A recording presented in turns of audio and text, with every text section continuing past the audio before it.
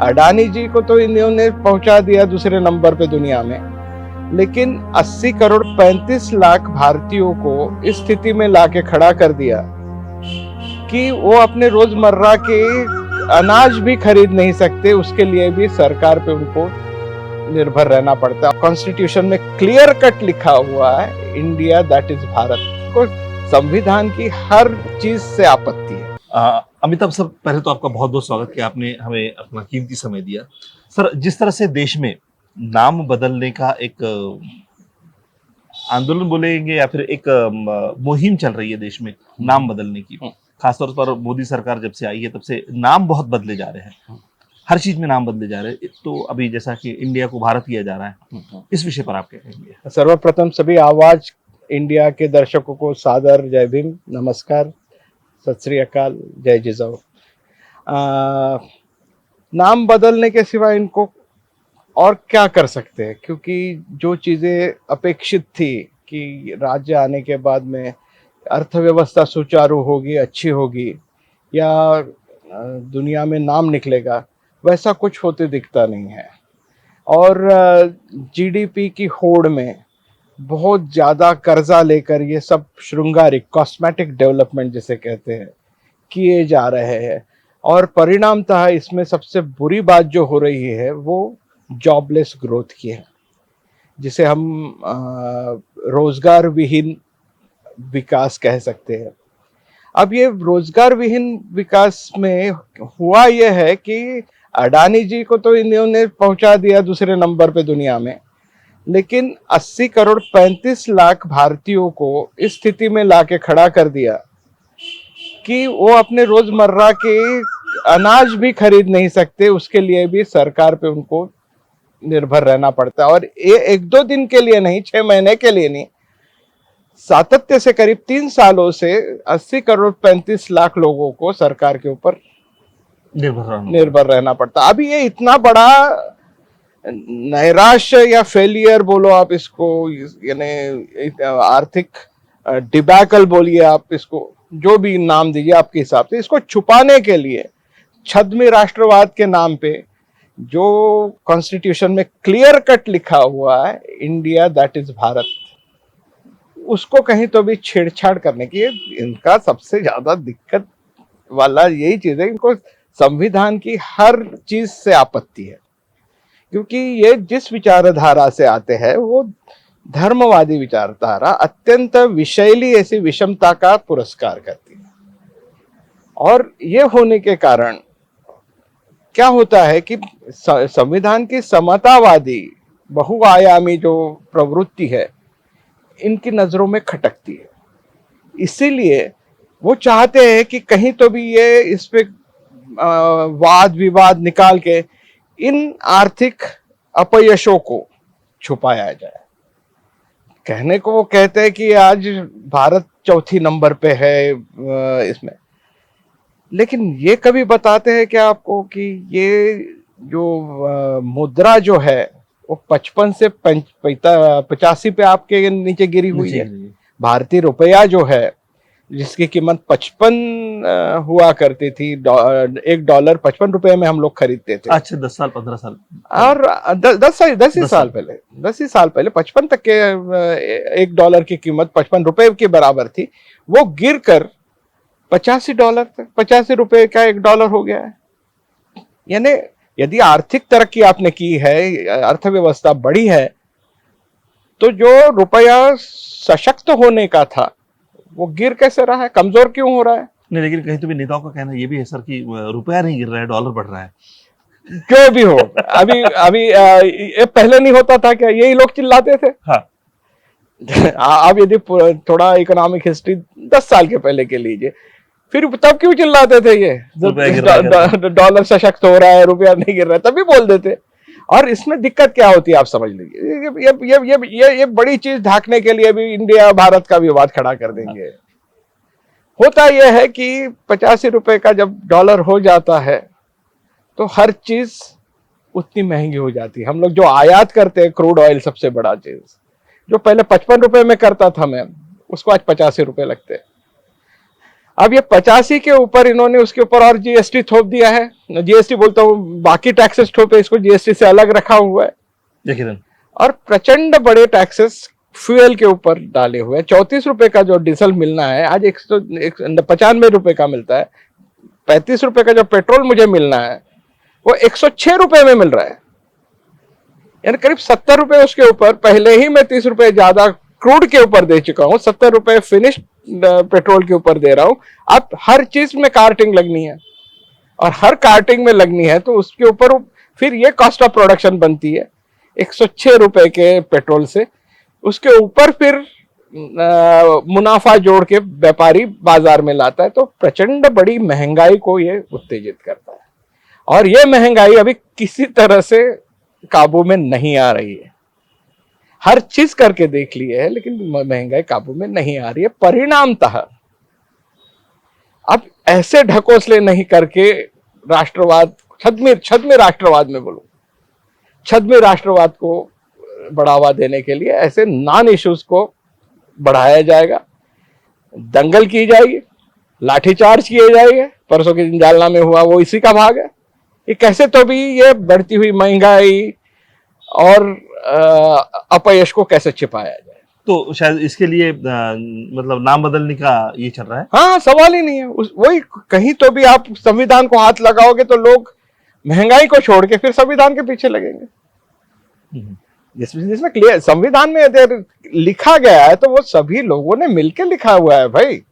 और जो लोग एक्चुअली स्वतंत्रता के लिए लड़े, उन लोगों ने जिन्होंने खून दिया, अपना समय दिया, अपना त्याग दिया है, बलिदान दिया है, उन्होंने यदि लिखा है India that is Bharat, Bharat लिखा है तो उसका हम लोगों को सम्मान करना ही चाहिए।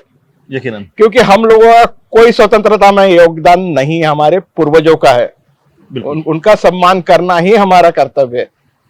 ये तो वही बात हो गई ना कि नई पीढ़ी ने उठा के पुराने इसके उसूल तोड़ना शुरू कर दिया।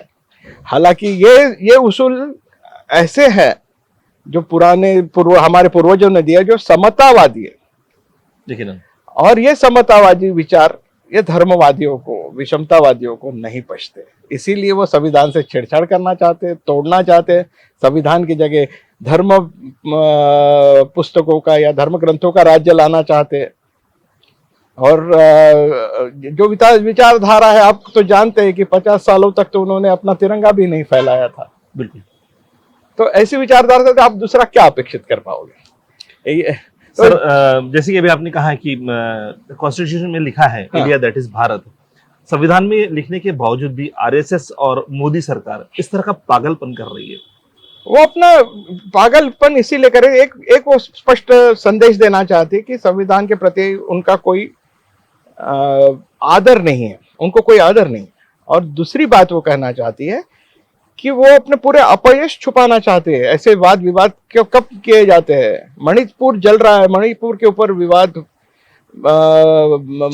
चर्चा ही नहीं होती, वाद विवाद होता ही नहीं है। क्यों नहीं बात किया जाता है उसके ऊपर?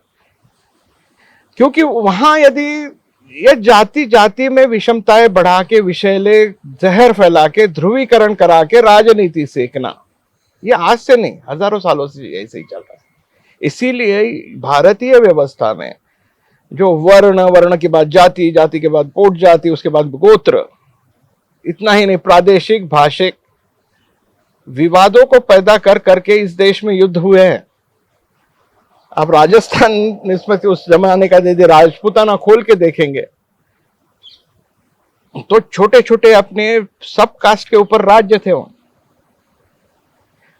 ये क्या धर्मवादी राज्य बनाकर फिर भारत को इंटू इन्वर्टेड कॉमा वैसे पोट जातियों में बांटना चाहते, गोत्रों में बांटना चाहते, भाषिक में बांटना चाहते, लिंग वर्चस्ववाद में, वर्ण वर्चस्ववाद में बांटना चाहते।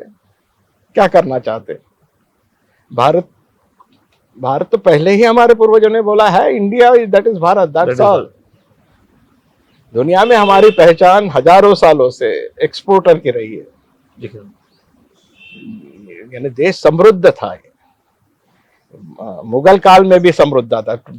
24% दुनिया की जीडीपी भारत में थी। और आज 80 करोड़ 35 लाख लोग सरकार पर आधारित है रोज का अनाज खाने के लिए, भोजन करने के लिए। इतनी लाचारी। 140 करोड़ लोगों में से यदि 80 करोड़ 35 लाख लोग खाने के लिए सरकार पर निर्भर होंगे तो इससे बड़ी अर्थव्यवस्था का अपयश किसको कहेंगे?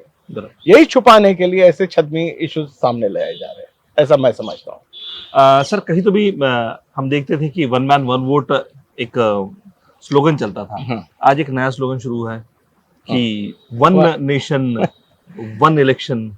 इस विषय पर आप क्या कहेंगे?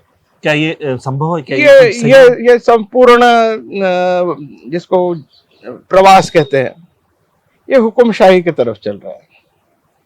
एक चालकनुव्रत जिसको कहते हैं, जरा स्पष्ट करेंगे हमारे दर्शकों के लिए? देखिए, ये इस तरह से है कि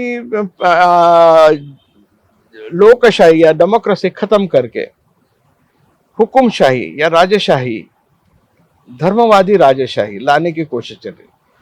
एक भारत आज कह रहे हैं, कल तक ये हिंदू राष्ट्र कह रहे थे। हाँ, अभी तक तो हिंदुस्तान ही चल रहा है। हाँ, हिंदुस्तान। कल से मेरे ख्याल से ये भारत भारत बोलने लग गए। उससे पहले हिंदू राष्ट्र कहते थे। हिंदू राष्ट्र यानी फिर वर्ण व्यवस्था आएगी, बिना वर्ण के तो फिर वर्ण व्यवस्था के साथ जाति व्यवस्था आएगी, जाति व्यवस्था के साथ में पुट जाति आएगी, गोत्र आएंगे। तो फिर से इस भारत को डिवाइड करना है हमने, छोटी छोटी बस्तियां बनानी। आज जैसे अब भारत में हम देखते हैं कि सब कॉस्मोपॉलिटन बस्तियां सभी मिक्स्ड। तो क्या डर के मारे फिर अपने अपने जाति समूह में जाके हम रुक गए, अपनी जातियों की बस्तियां बनाए, देश बनाए, छोटे छोटे राज्य बनाए? ये नहीं होना, ये कभी होना नहीं सकता, क्योंकि इसमें सिर्फ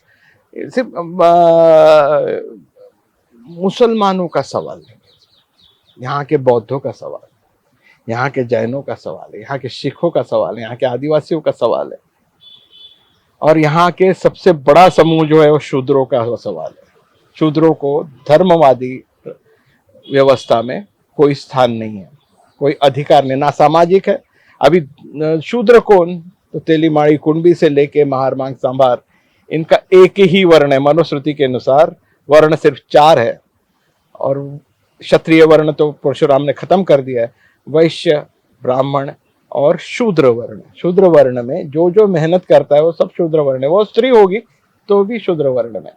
और धर्मवादी जो धर्म ग्रंथ है वो शूद्र वर्णों को कोई अधिकार नहीं देते। यदि धर्म के अनुसार हिंदू राष्ट्र बनता है तो धर्म ग्रंथों अनुसार यदि चलेगा तो शूद्रों को कुछ स्थान नहीं रहेगा। तेलीमाड़ी कुंडी हो, महार मांग सांभार हो, इनके सबके अधिकार छीने जाएंगे। लेकिन कहीं तो भी एक बड़ा वर्ग ये भी है जो इस सारी चीजों में फेवर कर रहा है। वो लोग चाहते हैं कि फिर एक बार वर्ण व्यवस्था आए, फिर एक बार वही चीजें लागू हो जो इसके हजारों साल पहले चल रही थी। हाँ, एक बड़ा वर्ग नहीं है, वो मिसगाइडेड है। वो मिसगाइडेड है क्योंकि वो पढ़ता नहीं है। यदि मैं कहना चाहूंगा कि ये वर्ग जो समर्थन करता है वर्ण व्यवस्था, जरूर पढ़े, और इतना पढ़े, इतना मात्र, क्योंकि ये करीब आपने देखा तो करीब 85%, 85% जो जन समुदाय है जिसमें स्त्री आती है, सब मेहनतकश भारतीय आते हैं। तो स्त्री में सभी वर्णों की स्त्री सभी ही वर्णों की स्त्री आती है। अच्छा। और इसलिए उनको उपनयन विधि का संस्कार करने का अधिकार मनुस्मृति से नहीं है। और सभी मेहनत का, यानी जो किसान होगा मेहनत करता है तो वो शूद्र है। कोई लकड़ी काटता है तो वो शूद्र है। कोई मिट्टी से बर्तन बनाता है, मेहनत करता है, पसीना बहाता है तो शूद्र है। तो इनको राजकीय, सामाजिक, सांस्कृतिक और धार्मिक, इसके सिवा मानवाधिकार नहीं है। उनका काम सिर्फ, यानी उन्होंने संपत्ति जुटाने का भी अधिकार उनके पास नहीं है। लेकिन कहीं तो भी मेहनत की अगर बात आती है तो फिर तो वहां पर ब्राह्मण भी पूजा पाठ के लिए मेहनत ही कर रहा है, क्षत्रिय भी मेहनत ही कर रहा है, वैश्य भी अपने काम जो कर रहा है वो उसके लिए मेहनत ही कर रहा है। तो इनको क्यों वर्जित किया गया फिर?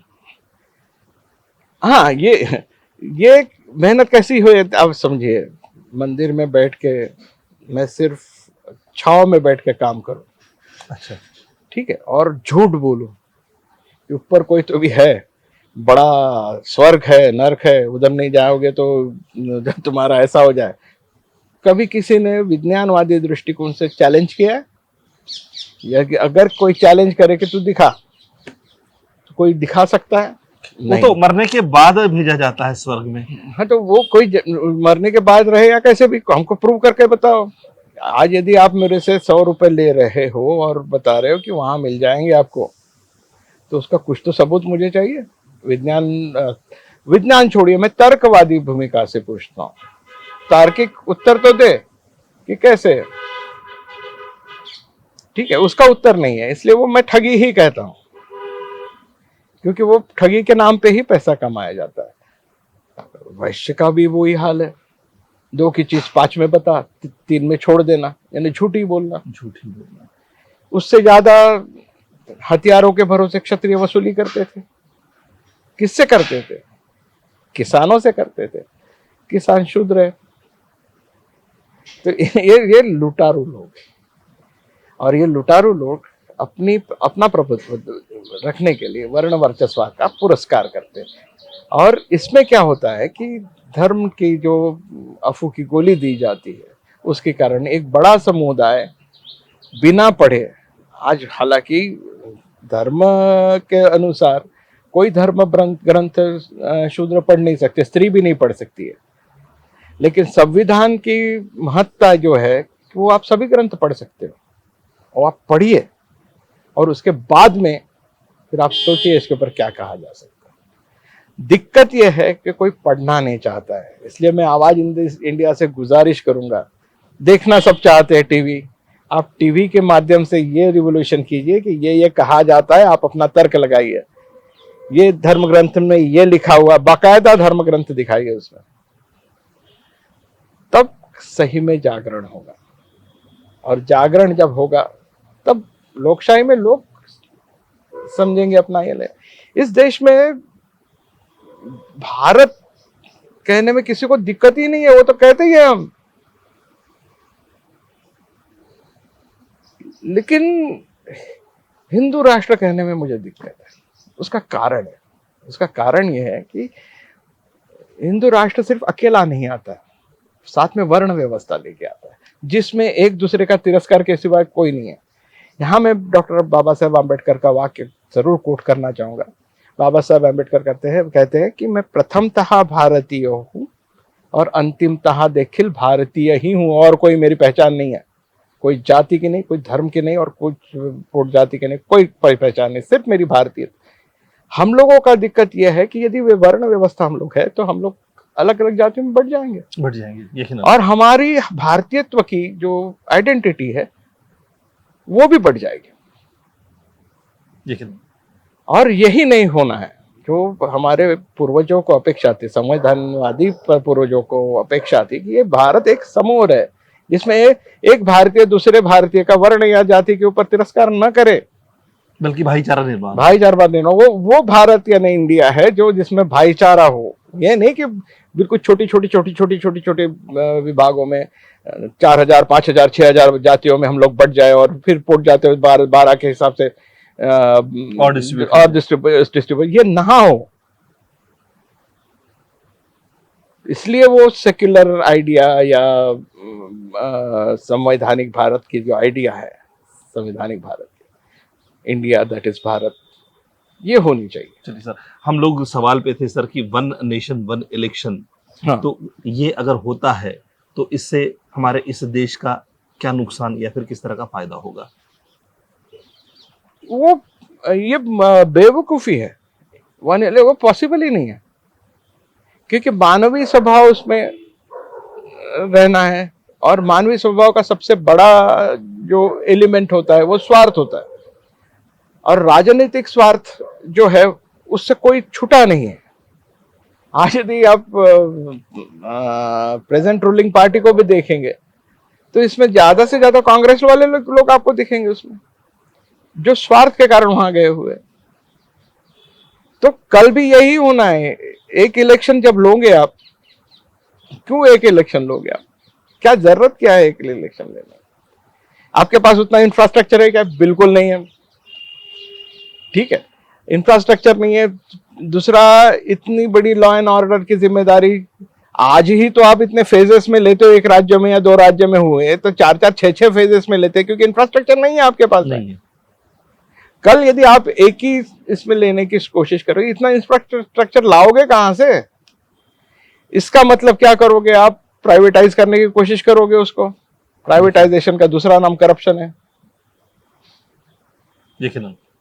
तो ये जो माल प्रैक्टिसेस को बढ़ावा देने की अभी मंशा है ये, और ये बहुमतवादी मंशा है। आज मेरे पास बहुमत है तो मैं चाहूँ तो बिल्कुल प्राइवेट सेक्टर से, क्योंकि सरकारी सिस्टम के पास तो आपके पास है ही नहीं उतना मैन पावर है नहीं। मैन पावर नहीं है, आपने भर्ती नहीं किए हुए हैं। जो वैकेंसीज है वो सब प्राइवेटाइज करा के, आउटसोर्सिंग करा के खत्म कर दिया है सेक्टर। रेलवे सामान बड़ा से ये खत्म कर दिया, एयरपोर्ट सामान बड़ा सरकारी क्षेत्र खत्म कर। आपके पास पावर है नहीं। जो जिम्मेदार अफसर होने हैं, सरकारी अफसर जो जिम्मेदार होने हैं, वो तो है नहीं आपके पास। आप कहाँ जाओगे फिर? प्राइवेट सेक्टर में जाओगे। प्राइवेट सेक्टर पर करप्शन भरा पड़ा हुआ है। सब झूठ के आधार पे आपका पूरा सेंसस चलते रहता है। तो वन नेशन वन इलेक्शन अगर होता है मान लीजिए, तो क्या वाकई में मोदी सरकार को इसका फायदा मिल पाएगा? हाँ, सवाल ही नहीं है, इसमें दो मत नहीं है। इसीलिए तो किया जा रहा है ना, ये कोशिश की जाती रही है कि एक election, one nation one election. हालांकि हर समय इलेक्शंस क्या होते हैं? आईना होता है हम लोगों का रोल कैसे चल रहा है। एक्चुअली वो समय समय पर विविध भाग में लेना चाहिए। केंद्र की पॉलिसी कैसी है, उस राज्य कैसे इम्प्लीमेंट करता है। केंद्र की पॉलिसी अच्छी तो राज्य में उसका, कहीं तो भी बार बार जो इलेक्शंस होते हैं उसके लिए जो फंडिंग जो खर्चा होता है वो तो बहुत ज्यादा होता है। तो वन नेशन वन इलेक्शन हो गया तो वो तो खर्चा उतना कम हो जाएगा, क्योंकि सारी एडवर्टाइजिंग एक ही साथ हो जाएगी। खर्चा तो उतना ही होना है। आप चाहे थाली भर के खाइए या टुकड़ों में खाइए। ये तो बेवकूफी वाले यानी जिसको बोलते हैं हम लोग उदाहरण बोलते हैं ना, कि ये थाली भर के खाओगे तो ज्यादा पैसे लगेंगे, थोड़ा थोड़ा खाओगे। अब जितना पैसा लगना है उतना तो लगना ही है। और आपको क्या चिंता है? आपकी तो अर्थव्यवस्था ही दुनिया के चौथे क्रमांक की है। दुनिया की सबसे बड़ी लोकशाही है ये, प्रगल्भ लोकशाही है। इसमें खर्चे का सवाल कहां से आता है? आपके पास पैसा है चंद्र तक जाने तक, सूरज तक जाने तक। तो एक लोकशाहीवादी ये करने के लिए पैसा नहीं है। हर राज्य का चुनाव अलग से होना चाहिए। तो मतलब कहीं तो भी हम लोग ये बोल सकते हैं कि राहुल जी ने जो भारत जोड़ो यात्रा निकाली थी, शायद उस यात्रा को देखते हुए मोदी सरकार ने ये निर्णय लिया हो कि कहीं तो भी उनमें ये डर हो कि इस भारत जोड़ो यात्रा का एक बड़ा परिणाम हमें भुगतना पड़ेगा, इसलिए वन नेशन वन इलेक्शन की बात हो रही है। इलेक्शन क्षेत्र में प्राइवेट एंटिटीज को जबरदस्ती डालने की कोशिश है। यानी चुनावों का खासगीकरण या निजीकरण, जिसको हम हिंदी में कहेंगे, करने की ये कोशिश है। क्योंकि वो भी जानते हैं इतना इंफ्रास्ट्रक्चर उनके पास है नहीं। इंफ्रास्ट्रक्चर नहीं है तो फिर जब प्राइवेट सेक्टर जाएगा तो प्राइवेट सेक्टर आज है किसका? आज आप ये जो इलेक्शन का सब बवाल चल रहा है, जो फाइनेंस बिल के साथ में एक लॉ लाया गया है, कौन सा? कारपोरेट इलेक्शन फंड्स का। क्यों नहीं दिखाते कि मेरे को कितना डोनेशन किससे लिया हुआ है? सभी एनजीओ को आप कंपलसरी करते हो कि एक पैसा भी लिया हुआ है तो आप चैरिटी कमिश्नर को बताइए कहां से आया हुआ है। राजनीति पार्टी भी एनजीओ से कोई अलग नहीं है। उसने भी दिखाने को ना कि मेरा ये इलेक्शन फंड कहां से आया है, इसका हिसाब दे, जवाबदेही, उत्तरदायित्व इलेक्शन कमीशन का होना चाहिए, सुप्रीम कोर्ट के सीजीआई का होना चाहिए। कि तो ये खरीदी बिक्री होती है इलेक्शनों में, हम लोग देखे नहीं है क्या? और ऐसे इसमें आप सोचिए, जस्ट सोचिए, कौन देगा इसमें प्राइवेटाइजेशन होगा यदि इलेक्शन का, कौन देने वाला है? अदानी देगा अपनी पूरी फौज, अंबानी देगा, टाटा देगा, बिरला देगा, जिन्होंने हजारों करोड़ ये पार्टियों को चंदा दिया इलेक्शन के लिए। तो आप उनसे क्या अपेक्षा करते हैं? न्याय का काम करेंगे करके, साफ स्वच्छ इलेक्शंस करेंगे करके? तो ये निजीकरण करने का एक बड़ा षड्यंत्र है चुनावों का, और उस माध्यम से ये पूरा यानी कारपोरेट रूल इन इंडिया जिसका आगाज इन्होंने किया था 3 कृषि कायदों के, भयंकर जालिम कायदे थे वो। पूरा कृषि व्यवस्था कारपोरेट्स के गले में डालने की इच्छा थी। आज 1 नेशन 1 इलेक्शन करा के पूरा इलेक्शन या पूरा लोकशाही कारपोरेट्स के गले में डालने का षड्यंत्र है, ऐसा मुझे लगता है। बहुत बहुत शुक्रिया सर। Thank you.